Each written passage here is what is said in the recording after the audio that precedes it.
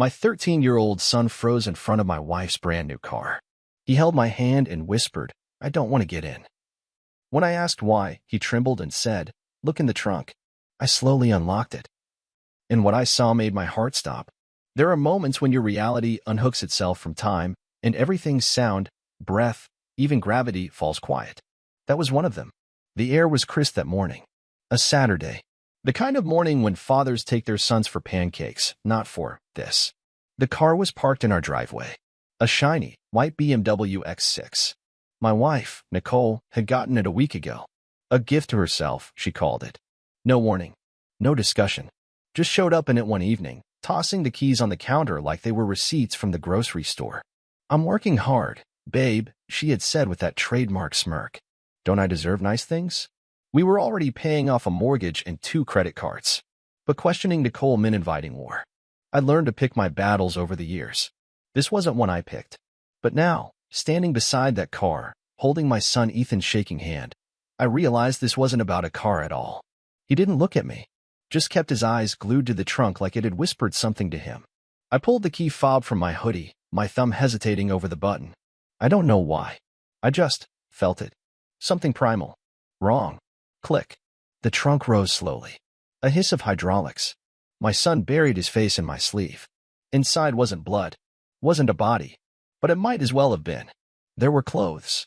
A man's hoodie. A pair of men's shoes, size 12 Nikes. Cologne. The expensive kind. One we'd never had in the house. There was also a silk tie. Black. Wrinkled like it had been yanked off in a hurry. And then, condom wrappers. 4 of them. Used. And worst of all, a hotel room keycard. I didn't speak. Couldn't. Everything inside me went still. Not angry. Not sad. Just frozen. Like the moment before a car crash. Your brain just refuses to catch up. "Dad," Ethan's voice was thin, cracking. "I didn't want to tell you, but last night, when Mom dropped me off at Uncle Jim's, she wasn't alone. There was someone in the front seat." He finally looked at me. Tears ran down both cheeks. I saw her kiss him. It wasn't like a friend. It was like those movies. I felt my knees give. I leaned on the trunk to steady myself. My wedding ring clinked against the metal. Nicole, my wife of 15 years. The woman I gave up a promotion for. The woman who told me she couldn't work full-time because being a mother is the real job. The same woman who now kept condoms and another man's hoodie in the back of her BMW. "Go inside, Ethan," I said, barely recognizing my own voice. "Go watch cartoons. I'll come in soon." He hesitated, then nodded. I watched him walk away, his steps slow, unsure. As soon as he disappeared behind the front door, I grabbed the hotel keycard. I turned it in my hands. Hotel Mariana, room 611.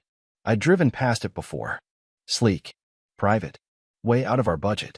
A cold rage bloomed in my chest. She didn't just lie. She designed a double life. Suddenly, pieces started falling into place. The random spa weekends. The sudden gym obsession. The new lingerie I never saw her wear around me. The late-night meetings.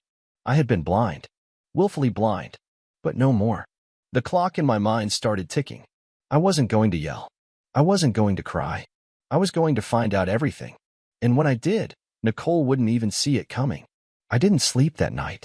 Nicole came home late, of course. Around midnight.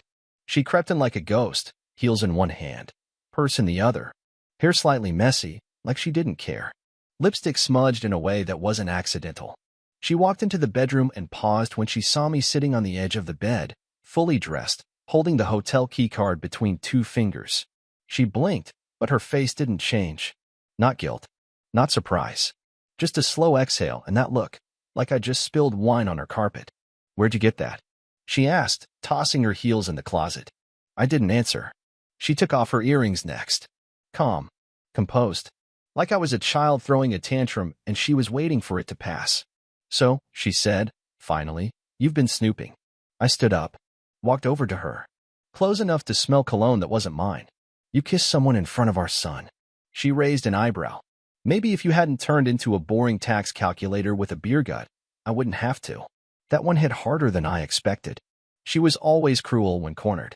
But this was calculated. Sharp. She wanted to cut deep. "You think this is about me?" I said, laughing. "You think you cheated because I made you bored?" She smiled, turned to the mirror, and started brushing her hair like we were done here. I didn't cheat, she said flatly. I evolved. You just didn't keep up. I swear I saw red. My fists clenched. I wanted to scream. I wanted to throw something. But Ethan was sleeping 2 doors away, and I wasn't going to let her make me the villain in this. I stepped back, my voice low, controlled. Who is he? Why do you care? She said, not even glancing back. You've been emotionally gone for years. I just finally decided to stop waiting. I asked you a question. She sighed dramatically. His name's Mason. He actually listens. He doesn't smell like printer ink and responsibility. I could feel something inside me start to crack, but I swallowed it. Mason, I repeated. Does Mason know you're married? That you have a son? She turned, finally. That smirk again. God, how I hated that smirk now. He knows everything. He just doesn't care. Why would he? I'm not your property. I stared at her like I was seeing a stranger. And maybe I was. Maybe the woman I married had been gone for years, and this was just the hollow shell she left behind, walking around in my house. You're disgusting, I said quietly. She laughed. Actually laughed. Please, spare me the morality act. You're not some saint. You're just boring. She walked past me, brushing her shoulder against mine like I wasn't even there. Don't wait up tomorrow night, she called as she disappeared into the bathroom. Mason's taking me to the lake house. The door shut. And just like that, my world fell apart. Not with a crash. Not with an explosion. With a whisper. With a shrug. With a smile from a woman who didn't love me anymore. Maybe never did. I stood in the quiet room for a long time, listening to the sound of water running behind the bathroom door, watching the moonlight reflect off the trunk key that was still in my pocket. And in that silence, I made a decision. She thought I would stay. She thought I was too weak, too soft, too dependent. She was wrong. She had no idea who she was married to, but she was about to find out. The next morning, I woke up before dawn. Not that I'd slept much, maybe an hour at best. My head was spinning, but my body moved with a clarity I hadn't felt in years. Like I'd shed something heavy in the night, hope, maybe, or denial. Nicole was still asleep, sprawled diagonally across the bed like she owned the world and the people in it. Her phone buzzed twice on the nightstand. I didn't need to look. I already knew who it was. Mason. The savior. The upgrade. I got dressed in silence. Ethan was still asleep in his room, curled up the same way he used to as a toddler, one arm tucked under his head. I kissed his forehead and whispered, "We're gonna be okay, kiddo. I promise." Then I grabbed Nicole's keys from the bowl by the door and walked out to the car. The BMW glinted in the soft morning light like nothing had happened. Like it wasn't a moving tomb for my trust, for my marriage, for my peace. I unlocked the trunk again. Everything was still there, like the last act of a play that hadn't ended yet. This time, I took everything. The hoodie, the shoes, the cologne, the tie, the wrappers, the hotel keycard.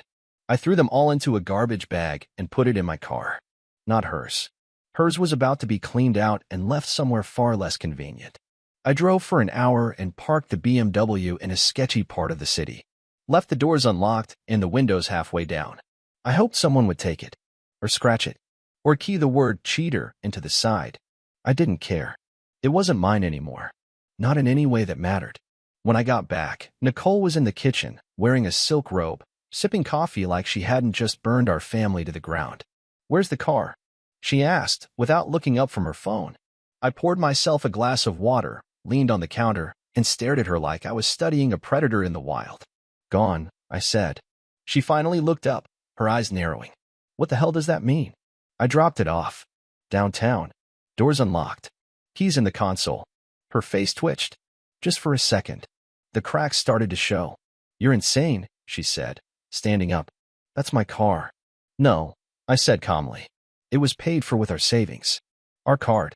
Under my name. You want to argue? Let's take it to court. I'd love to bring up the hotel receipts." She opened her mouth, but I wasn't done. Also, I canceled all our joint accounts. Froze the credit cards.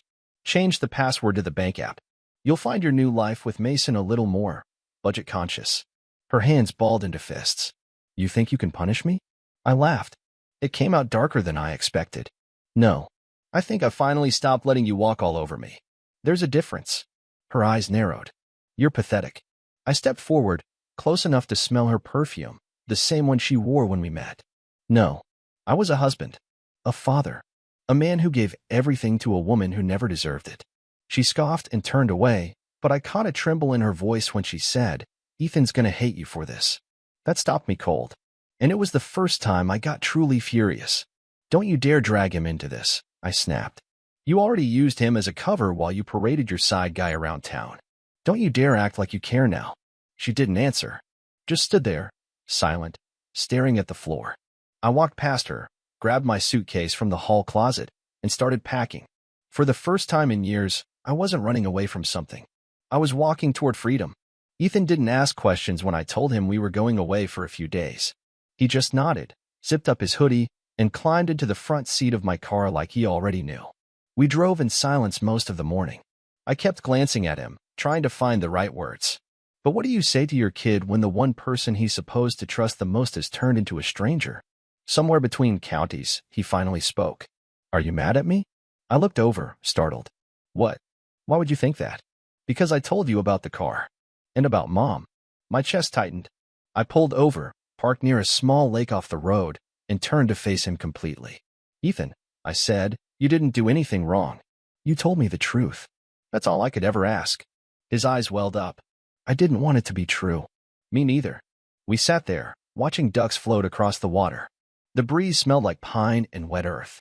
It should have been peaceful, but all I felt was that quiet ache of something breaking inside you slowly, deliberately. "I saw them once," he whispered. "At the gas station. Mom and that guy. She told me it was just her friend. But they were holding hands. Like, tight." I didn't say anything. My hand found his and squeezed. "And the worst part," he said, looking down, "is I didn't tell you then because I didn't want you to cry." That was the moment I broke. Not in anger, not in rage, but in grief. Real, soul-crushing grief. Because he had seen the signs before I had. And he protected me. A 13-year-old boy had carried that weight to spare his father. That's when I knew this wasn't just about Nicole anymore. It was about building something better from the ashes. For him. For both of us. We checked into a small roadside motel. Nothing fancy. 2 beds. Faded wallpaper. But it felt safe. Later that evening, my phone rang. "Nicole." I didn't answer. She called again. Then texted. "You really want to do this? You're embarrassing yourself." I blocked her. Then I opened my laptop and started writing an email. To my lawyer. I told him everything. The affair. The evidence. The receipts. The emotional neglect. I even attached photos I took of the stuff from the trunk. I laid it all out cold, clear, and without bitterness. I was done with emotion. Now it was about action. 2 hours later, I got a reply. "You have a solid case. We'll file for divorce and full custody immediately. Let's move fast." It felt like breathing for the first time in weeks. Ethan fell asleep early. I watched him, curled under the thin motel blanket, mouth slightly open, hair messy. Still just a kid. Still innocent, despite everything he'd seen. I promised myself, out loud, in that dark motel room, he will never have to feel that kind of betrayal again. Not while I'm around. The next morning, I woke up to an email. It was from a burner address. The subject line, "He's not who you think he is." Inside, photos. Mason. With another woman. Different city. Different hotel. Same cologne bottle in the background. Nicole had traded one life for another. And she was about to find out. I stared at the photos on my screen for a long time. Mason, the man Nicole had risked everything for, was wrapped around some brunette outside a hotel bar, his hand low on her waist, his face pressed to her neck like they were the only 2 people in the world. Another photo, same guy, different woman. Blonde. Younger. Sitting in his lap at a rooftop lounge with his hand disappearing under her dress. He was a collector. And Nicole was just another trinket on his shelf. I didn't feel joy. I didn't feel vindicated. I felt cold. All the pieces were falling into place. Of course he didn't care that she was married. Of course he told her what she wanted to hear. She'd been so desperate to feel wanted again, to be admired like she used to be before motherhood, before the routine set in, that she never once considered she was being used. And now it was my turn to decide what to do with that knowledge. I could call her. Rub it in. Tell her what a fool she'd been. But no, that wasn't my style anymore. I forwarded the email to her. No message. No subject line. Just the images. And then I turned off my phone. Ethan and I spent the rest of the day outside. We got pancakes, played mini-golf, walked through a local nature trail. I hadn't seen him smile like that in months. maybe longer. It made something in me ache, thinking about how much I'd missed.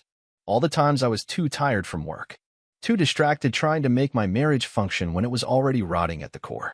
That night, back at the motel, Nicole's name appeared on the room phone's caller ID. I picked it up. Quietly. There was silence for a few seconds on the other end. Then her voice came through, small and shaky. Why did you send me that? I didn't answer. She hesitated, like she wanted to cry, but didn't know how. It's not what it looks like. Now that made me laugh. I couldn't help it. You really going to feed me the same line you probably used on him? What's next? He's just a friend. She didn't like that. I made a mistake, okay? Her voice cracked, but I couldn't tell if it was real or just another act. I got caught up. Things were falling apart with us. No, I said, cutting her off. You were falling apart. And instead of talking to me, you opened your legs for a con artist. Silence. You're disgusting, she whispered. I smiled. No, Nicole. I'm done. We're silence. Ethan? She asked quietly. Can I talk to him? He's sleeping, I said. And he doesn't want to talk to you. She started to say something else, but I hung up. And for the first time in a long time, I didn't feel bad about it. The next morning, we drove home. I called the movers on the way back, told them what to pack, what to leave. By the time Nicole came home that evening, Ethan and I were gone. She didn't know where, and I didn't care. She had built her world on lies and selfishness. I was done living in it. A week passed. No calls, no messages, just silence. Nicole must have realized it was over. Or maybe she was too wrapped up in her mess with Mason, or whatever was left of it. I didn't care. She wasn't my problem anymore. Ethan started to open up more. He laughed louder, slept through the night, ate like he hadn't in months. The dark circles under his eyes began to fade. And every time he looked at me, I saw a little less fear and a little more trust. We moved into a small apartment. Nothing fancy, but clean, peaceful. The kind of place where you could hear yourself think. Where no one walked in late at night reeking of perfume and excuses. I found a new rhythm. Wake up, make breakfast, get Ethan to school, work remotely, cook dinner, movie nights on Fridays, and early morning walks on Sundays. It wasn't glamorous, but it was real. It was mine. Then one day, the doorbell rang. I opened it to find Nicole standing there, sunglasses hiding her eyes, arms crossed, posture rigid. She looked like she hadn't slept in days. I didn't say anything, just stepped outside and shut the door behind me. Can we talk? She asked. No. Her jaw clenched. I'm still his mother. Who lied to his face? Who exposed him to your affair? Who made him afraid to speak the truth? She looked away. I made mistakes, she said softly. You made choices, I snapped. There's a difference. She sighed, pulling off the sunglasses. Her eyes were bloodshot. She looked older, worn down. Mason's gone, she said. I blinked. And he used me, lied to me. He's with someone else now. I nodded slowly. Yeah, I know. I sent you the proof. She swallowed hard. You were right. Too late. I'm not asking you to forgive me, she said quickly. I just want to see Ethan. Please. I crossed my arms. Do you know what he said to me last night? I asked. He said, Dad, do you think Mom ever really loved you? You broke that boy in ways I don't even think you understand. Tears welled in her eyes. I didn't flinch. I want to fix it. You don't get to fix this in a day, I said. You don't get to show up like a hero after blowing up the house. I'll do whatever it takes, she whispered. I stared at her. Hard. You want a chance to earn back his trust? I asked. Start by showing up to family therapy. Twice a week. No lies. No drama. Just honesty. She hesitated, then nodded. Good, I said. And don't expect hugs or smiles. This isn't a redemption arc. This is your consequence. She opened her mouth, but I was already walking back inside. I didn't slam the door. I just closed it. Quietly. Because I didn't need rage anymore. She was finally tasting what she served for years' emptiness. And I was done being her plate. Therapy began that following week. She showed up late to the first session, sunglasses on, coffee in hand like she was headed to a casual lunch, not the battlefield she made for herself. Ethan didn't speak a word the entire session. Just sat next to me with his arms crossed, staring at the carpet. When she tried to greet him, he looked through her like she didn't exist. She flinched. The therapist, Dr. Green, was firm but fair. She didn't let Nicole skate. Asked hard questions. Probed deep. When Nicole tried to shift blame or play the "we were both unhappy" card, Dr. Green stopped her cold. "Nicole," she said calmly, "your son saw you kiss another man. Then he asked his father to check your car. That moment isn't about dissatisfaction. That's betrayal." Nicole cried. Maybe it was real. Maybe not. I didn't care. What mattered was Ethan. Watching him, week by week, start to understand that her lies weren't his fault. That none of it was. She asked for more time with him. Unsupervised visits. I said no. Not yet. Not until Ethan said he was ready. Not until trust meant more than just showing up in a parking lot with crocodile tears. Some nights she'd text me long, meandering messages. Half apologies, half attempts to remember the good times. I never replied. That part of my life, those memories, were poisoned now. Every laugh we shared was soaked in hindsight. Every kiss laced with the taste of what she'd done behind my back. Then came the message that stopped me. "I think I'm pregnant." I stared at the screen, breath stuck in my chest. My hands felt numb. Another Mason? A rebound? A last-ditch play for sympathy? I didn't respond. A week later she messaged again. False alarm. "I just thought you should know." I wanted to scream. I wanted to throw my phone through the wall. But Ethan was asleep in the next room, and I wouldn't let her drama infect his world again. Instead, I started doing something I hadn't done in years. I wrote. I opened my laptop and started journaling everything, what I felt, what I feared, what I wished I'd said. The numbness, the anger, the quiet nights where it felt like half my body was missing from the bed. And through the pages, I started stitching myself back together. Not with forgiveness, not with hope, but with honesty. Ethan started asking questions at night. Simple ones. Do you think she really loved us? Did you love her? Are you ever going to love someone else? I never lied to him. I think she loved us in her own way, but her love wasn't loyal. And that's not the kind we need. Yes, I did love her, even when she didn't deserve it. And finally, I don't know, kiddo. But if I do, she'll have to be better than your mom. Much better. He nodded like he understood. One night, months after the last session, Ethan said quietly, "I don't want to go back to her house. I feel sick when I think about it." And that was it. I called my lawyer the next morning. We filed for sole custody. Nicole fought it. She showed up in court with a polished smile and a desperate story. But when the judge asked Ethan directly, he said what needed to be said. She lied. And she made me lie too. I won. Not out of revenge. Out of necessity. Because the boy who once whispered, "Look in the trunk," now stood tall beside me. And I wasn't going to let him be dragged into the wreckage again. The final court papers arrived in a thick white envelope. Sole custody, granted. Asset division, finalized. Visitation, at Ethan's discretion, supervised. I opened it alone at the kitchen table while Ethan was at school. It felt surreal, like signing the last page of a book you didn't want to read but had no choice but to finish. Nicole didn't reach out. No long emotional messages. No more fake apologies.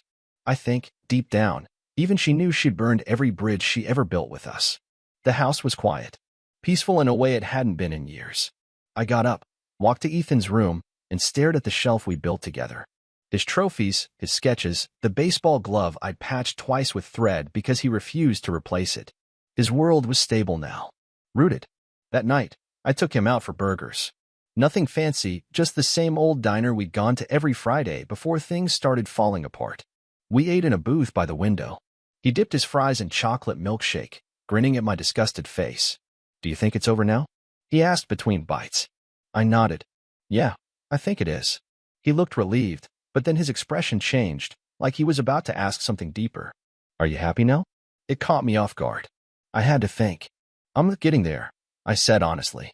"Happiness isn't a switch. But every day I don't feel like I'm drowning is a good one."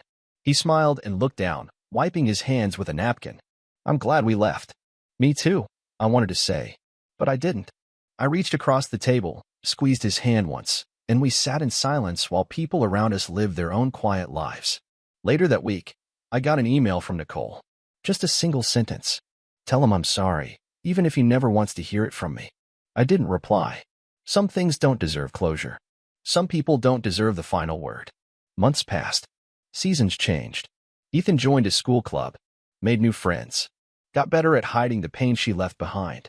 I joined a local support group, met other men who'd been through similar storms. We talked. We laughed. We healed, piece by piece.